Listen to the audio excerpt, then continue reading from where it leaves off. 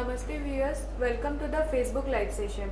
Today our topic for discussion is how to save diabetic limbs from amputation. And for our discussion we have with us Dr. Srinivas S, Senior Consultant Podiatric Surgeon at Apollo Hospital, Jubilee Hills, Hyderabad. Dr. Srinivas is one of the best podiatric surgeon in Hyderabad with an experience of 14 years. Dr. Srinivas is well-known specialist in podiatry. He specializes in providing care for foot-related complications of diabetes, including diabetic foot ulcers, diabetic foot infections, diabetic foot and wound care management for diabetic foot wounds. He heads the Center of Excellence for Diabetic Foot at Apollo Health City. Welcome doctor to our Facebook live session. Namaste. So starting with our questions. So doctor, could you please tell our audience what is the specialty of podiatric surgery and what different do these doctors do?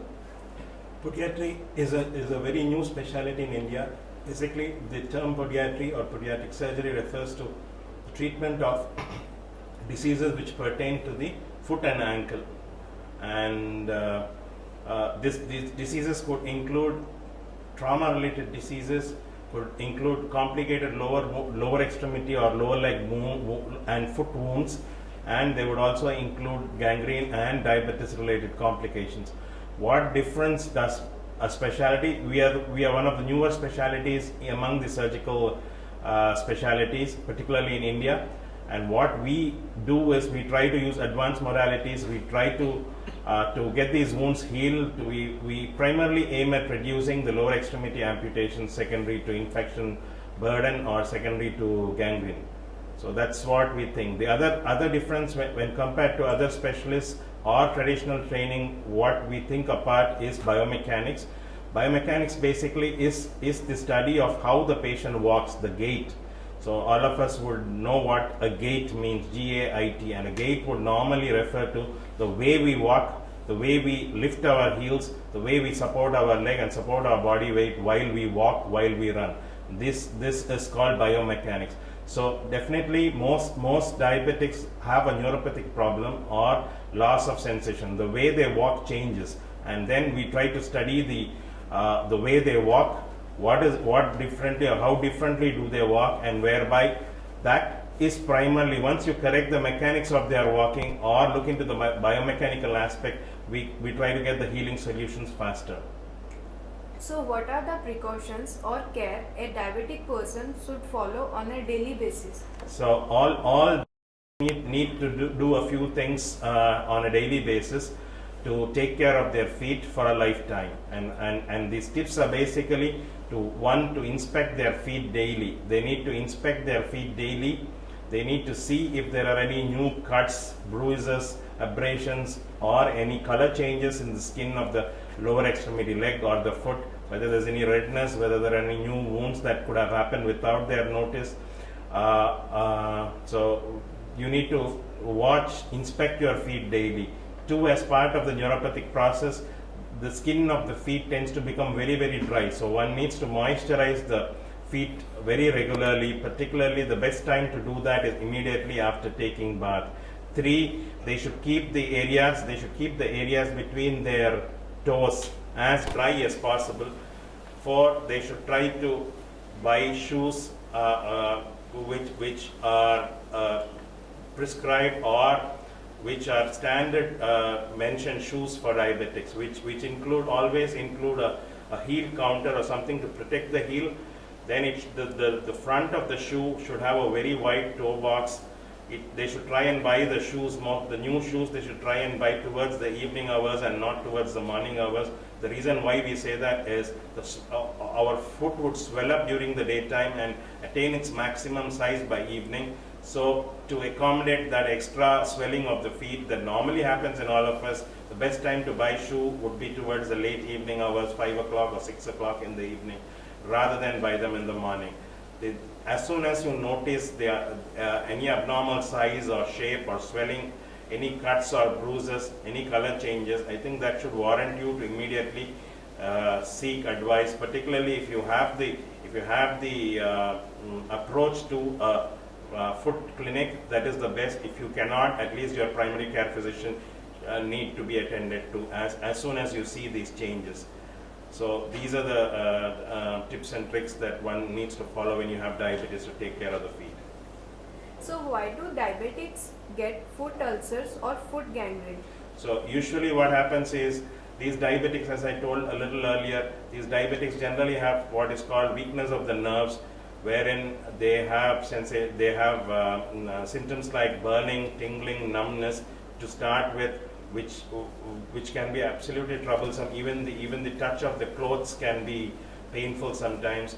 So that needs to be treated. That is one. Second thing is these patients, as the nerves get more affected, what happens is these persons lose their sensation in their feet, and once they lose the sensation in their feet, they tend to get bruised very easily. They tend to be getting hurt easily. The other thing, there is an extreme dryness in the feet, which leads to cracks and fissures that can act as a portal of entry for bacteria, and from these dry areas they can start turning wet or infected. The other common thing why diabetics usually have foot problems is a low blood supply, a vasculopathy or a low blood supply. This is as part globally across the body in all the organs. As age advances, there's a process by which the blood vessels will start getting clogged by cholesterol, fat deposits, and this degenerating process along with aging is called atherosclerosis, and that happens to blood vessels all across, to the feet, to the eyes, to the heart, to the kidneys. Everywhere you have that slowing down of circulation because of blockages in the arteries of the blood vessels, and this blockage tends to become more advanced or happens more faster in somebody who has diabetes. So somebody who has poor blood supply or this arteriopathy, advanced vascular disease, one would expect that if they end up with wounds or infections, one would expect that the blood circulation comes down, the oxygen reaching the tissues will be low, and that's why their wounds will take longer to heal. And if this blood supply is low, we definitely need to look into how best we can improve by doing a balloon angioplasty, or by putting a stent, or by surgically doing a bypass procedure to improve the blood circulation. That's how we would help management of these. So neuropathy, loss of sensation; vasculopathy, loss of blood supply. This is what triggers predisposes them to more and more of foot problems. So how can a diabetic self-care to prevent diabetic foot problems? So this is what we just talked of a minute ago. One needs to inspect daily, but as these diabetic person grows older, it may be difficult. They may have eye issues or sight problems for which they will not be able to self-inspect their feet. So in the inability to self-inspect their feet, their caregivers at home, their spouses or their kids or their grandkids should inspect the feet, look for any shape changes, look for any color changes, look for any new wounds or blisters or cuts that would have happened without their notice. If any such thing happens, you need to seek medical advice from your primary care team or from your foot clinic as early as possible. One needs to moisturize their feet daily, maybe 2 to 3 times daily, so that the dryness, the fissuring does not happen too frequently. They need to be wearing well-fitting shoes which are bought towards the evening. They need to avoid the Hawaii kind of slippers wherein you have a strap between the toes, between the first and the second toe. That can actually cause more harm. And to the best, if you can avoid wearing jewelry to your feet. We know that most of our Indian women wear toe rings in their second ring as a part of the marital this one. But for diabetics, that can sometimes cause trouble. If possible, one needs to avoid that. The other frequent place where people get these problems is when they go for a holiday to a beach and they walk barefoot. You know, the summer is so hot in Hyderabad. We are always, these 3-4 months, we are at 40 plus temperatures. You walk barefoot, you don't have the sensation, you start getting problems. So one needs to avoid going barefoot into even your garden. Even when you go for a holiday, try to avoid doing the barefoot sea walk or shore walk. One needs to frequently moisturize, use the right kind of shoes, definitely keep your diabetes under control. These are the things that one needs to cut your nails properly. The nails should be cut straight across into one line, not curved into the tissues. That can cause harm. And so these are the tips that one needs to take care to save their feet on a daily basis. So coming towards our next question, what is an ideal footwear for a diabetic person? Yeah, so a diabetic patient should always wear well-fitting shoes. One is it should be very well-fitting. The front of the shoe, which houses the toes, should be as wide as possible. Avoid crowding of the toes into the front of the shoe. Avoid pointed shoes. Avoid the high heels. The insole should be very soft. They should always have the counter pad in the back of the shoe, or the heel counter as we would call it, to protect the heel. And they should avoid the ones which have rings or straps between the toes. And they should buy these shoes ideally towards the evening hours. Does having a diabetic foot infection or gangrene mean the patient needs to lose a leg? At once upon a time, yes, this was the myth that people used to believe. Even today, a lot of people, particularly in the tier 2, tier 3 cities, believe that once you have a wound, once you have a gangrene or part of the foot, they almost equate it that the patient is going to lose the leg soon. But now today, with a lot of advances in science and technology, we are able to save a lot of feet with infection. We are able to make them walk. When it is gone beyond control, we still can get away with partial amputation or weight-bearing amputation. That is, remove only a small part of the foot that's actually eaten away and save the rest of the wound by using some kind of advanced modality of healing, like a negative pressure wound therapy or a wound vac, which actually is a small machine, tape recorder size machine that can be kept by the side of the patient. What that machine will do is that machine can wash antibiotics, wash the wound daily, suck out all the infected material from the wound, as well as help in the flesh forming inside the wound, or the formation of the granulation tissue, as we would call in medical terms, to get the wound closer to healing. In places where there's very poor blood supply, we do use oxygen-based therapy, wherein a bag can be kept around the wounded leg, and then that supplies more pressure oxygen. Sometimes warm oxygen is used. Sometimes you can use what is called high pressure oxygen, hyperbaric oxygen therapy. So these oxygen therapies also help in improving the oxygenation around the wound, in the tissues around the wound, so that the wounds would that oxygen, added oxygen supply will help the wound, push the wound towards healing. So yes, the answer is, it need not, as of today, mean what we used to think earlier, that once you have an infection or once you have a gangrene, you need to lose your leg.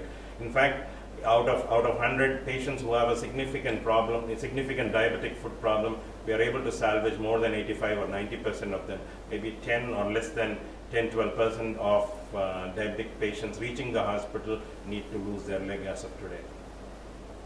So what new methods or technology do we have to prevent amputation? So now the whole story of amputation starts with neuropathy. Neuropathy is basically the loss of sensation in these patients' feet. They tend to lose their sensation, and then what happens is they tend to form hardening of the skin called the calluses, and the calluses, once the patient walks on these calluses, the calluses break through, form what are called neuropathic ulcers, and then these neuropathic ulcers get infected someday, very badly infected. Then part of this foot needs to be removed and the rest try to be saved. So what can we do? We have surgical advances to get this. Once you know that the high pressure is forming here, once you have done the biomechanical homework, once you know that the problem is stemming out of this particular joint, you need to remove a small part of bone here, or do a surgical offloading and get this wound healed before it gets infected. Otherwise, the chain towards an amputation will keep progressing. What happens is this gets infected, and then that part of that needs to be removed. But what today, by surgical advanced methods or surgical offloading methods, by just removing the pressure prominence or the bony prominence causing, or addressing the joint which is causing the problem, and that is what changes the gait of the patient, and then you correct the gait or you correct the biomechanical problem, your wound would heal without going to infection. That's one of the things that we do to get these ulcers to heal, so that they don't end up in amputations. Then newer technologies, so newer methods of surgery are there, that's one. Newer technologies, like I mentioned, we have a lot of oxygen-based treatment. And then for a wound like this, if it gets infected, what we do is we remove all that infected area, and then we try to cover it with something called artificial skin-based products, or regenerative therapy as we would call, using regenerative tissue like the skin. They are called skin substitutes or artificial dermal replacements. You can apply those and get these wounds heal faster. So that's another new thing which we are doing nowadays. We use these negative pressures when you have large wounds, lot of infection. We do use negative pressure or wound vac therapies to actually wash and get them to the level possible, so that the wound closure can be planned. We use oxygen-based therapy so that the tissue oxygenation in and around the wound improves, so that the wound can be pushed towards more healing. So these are the most new things that we are doing. So can we heal diabetic wounds without surgery? Yes. Once you know what is the mechanical problem involved, particularly for neuropathic ulcers, once you know what is the mechanics involved, changing the shoe. And all of us know when you have a fracture, your orthopedic surgeon will put you onto a cast or a plaster. Similarly, there's something called a total contact cast, which is used for lower extremity wounds or foot wounds in particular. When you use this total contact cast, one would actually distribute the weight that's falling onto the wound into the surrounding areas, whereby the weight bearing is shifted from the wound, and then the wounds tend to heal. So once you keep your diabetes under control, once you've made sure there's adequate blood supply to heal the wound, once you've made sure that the mechanical problem is corrected by either putting them on the total contact cast that I told you now, or changing or giving them special footwear which can actually shift the weight from the wounded area, or offloading shoes as we would call. Doing any of these, putting them on a cast, putting them on specialized for offloading footwear, they can heal these ulcers. Making sure there's enough blood supply by doing the basic vascular studies, and then keeping control of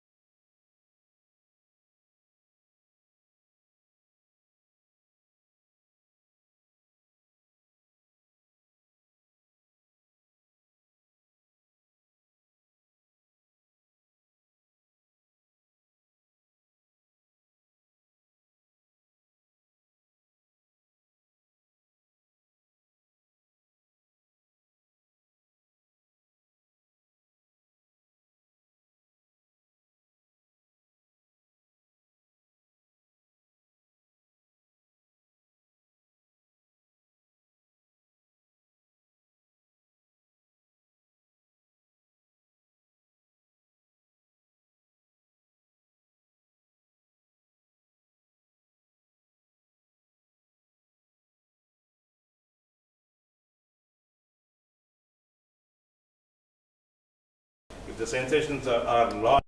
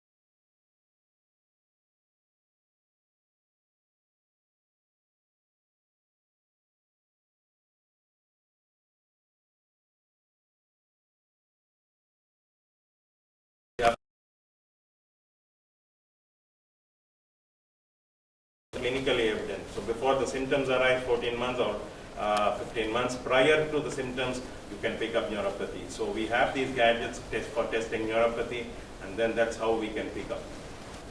So what are the tests needs to be done for diabetic foot? So the tests that we normally do, like I told you, are tests for neuropathy, which include a monofilament test, which include the vibration perception, whether the patient is able to sense the vibration, and then we can use temperature-based tests to see if the foot is warming up, because that can be a subtle or the earliest sign of a damage that's going to be coming soon, but not evident to the eye, to the common man's eye as of now. So testing the nerve function, testing the sensations, testing the temperature of the foot, testing the foot pressure. How do you test the foot pressure? The patient is asked to walk on a particular scanner or the foot pressure scanner, which has a lot of pressure sensors there, and then you can see per area of the foot, every step of the walk, where does the pressure fall, how does the mechanics change. So the foot pressure studies, and then making sure there's enough blood supply by doing the ankle brachial pressure index that I just mentioned. These are the tests that one needs to do to know what is going wrong with the feet.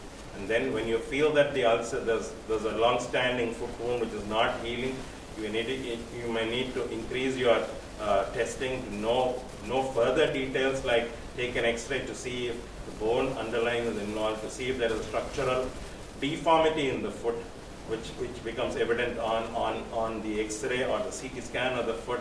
Then maybe if you feel the blood circulation is poor, you're not able to feel the pulses clinically, your ankle brachial index is low, then maybe we need to warrant and look in for doing more vascular studies like an advanced arterial Doppler, like angiogram, peripheral angiogram of the legs to see where the blocks are, how many blocks are there, what can be done to correct these blocks. So these are the investigations that we would normally do for a diabetic foot patient. So coming towards our audience questions, what happens to muscles after amputation? What we generally do in an amputation, a part of the foot or the entire leg, the muscles from the front side, the muscles from the front side and the muscles from the back side are under the skin, are myodized, or they are sutured to each other to create a good nice envelope around the bone so that the stump can keep moving. So that's what happens. They are very much there. So what is the home remedy for diabetic wound? The home remedy, the best thing will be clean with normal saline or warm clean boiled water if you don't have, because normal saline is available everywhere. Clean the wound with your normal saline and do a saline gauze dressing. But if you know you have sugar, you probably need to go and get your sugar tested to make sure that your wound is going to heal well, and then make sure that you have enough blood supply. So probably if you have a wound and you know you are diabetic, you probably need to seek medical advice in a team or in a hospital which has those tests. So how do you know if your limb is dying? There are 2-3 things. Usually the poor blood supply, patient will have severe rest pain, where the patient, even when resting, has severe pain. They will not be able to sleep. They have to sleep in a chair. They won't be able to sleep flat. So that's when it's severe enough that it causes the rest pain. The other thing is inability to walk for a long distance. You walk for about 400, 500 meters. You are unable to walk further. You are forced to take some rest. So that particular distance is called the claudication distance. Beyond the claudication distance, you are compelled to rest. And then unless you take rest for a couple of minutes, you are unable to walk further. And the pain typically of the dying limb or the poor vascular or poor blood supply limb will be that typical pain in the calves or the buttocks, depending on where the blood supply is cut off. This particular distance at which one can walk, before which he is compelled to rest and then continue the walk. So these are signs of advanced vascular disease or critical ischemia, as we would call it. So what is the most effective way to reduce the incidence of amputation? What is the most significant way? The best way, world across in the literature mentioned, is keeping your diabetes under control, getting tested for these end organs, that is testing your nerves of the feet, testing your ankle brachial index annually once. And at least if you don't do that annually once, you never know when that process starts. Because one fine day, the process will not ring your door, ring your bell and say, hey, I have come, neuropathy is starting now.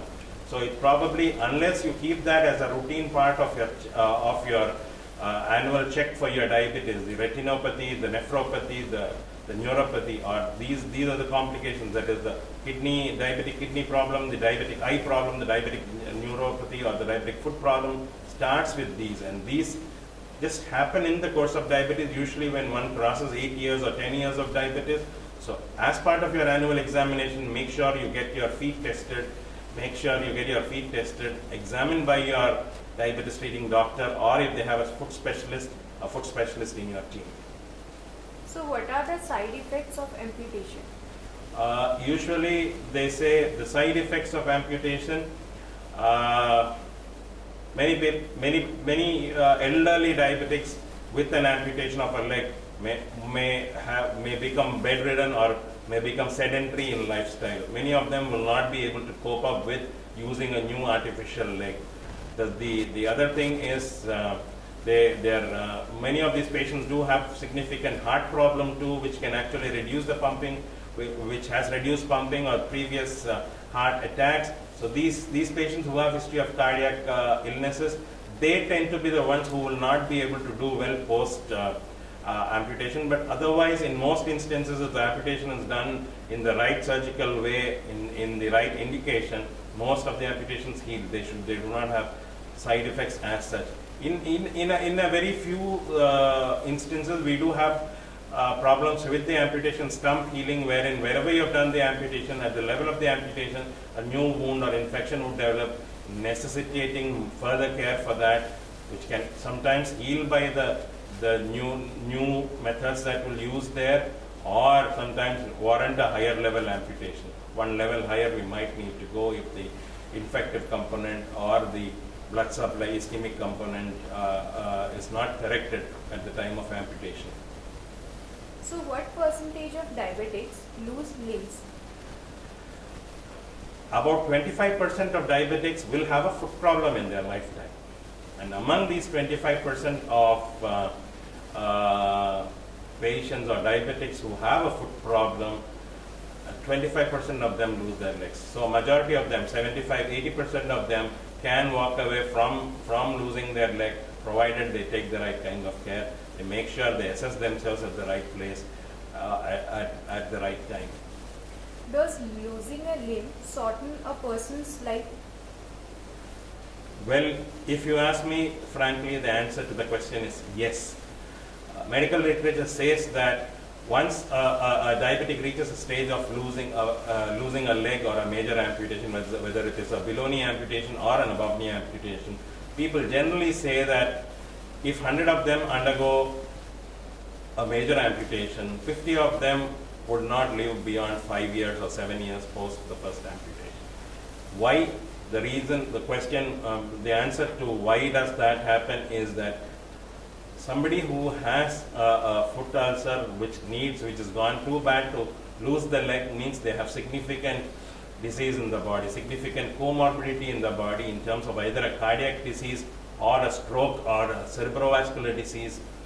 So that is the reason. They have multiple other issues or comorbidities that their general condition is weak. That is the reason why they say that once a major amputation happens, about 50% of them die within the next 5 to 7 years.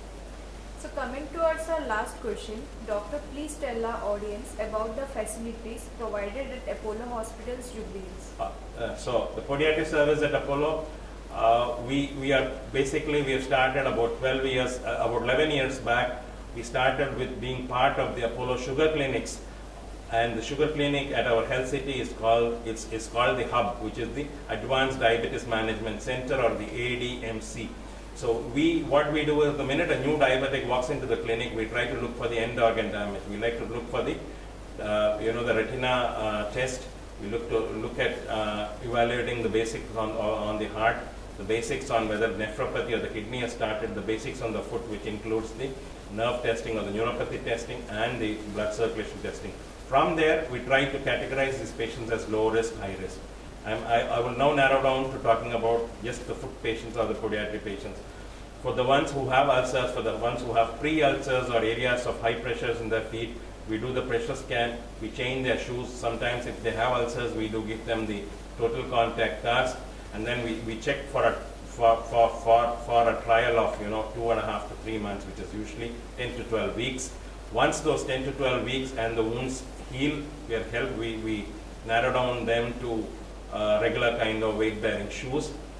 Once the wounds don't heal, we offer them advanced surgical techniques or surgical offloading, like removal, correcting the basic pathology in the joint or the bone, like a metatarsal head resection or an offloading surgical procedure is done, then the pressure would reduce and the wound would heal in another 10 to 12 weeks.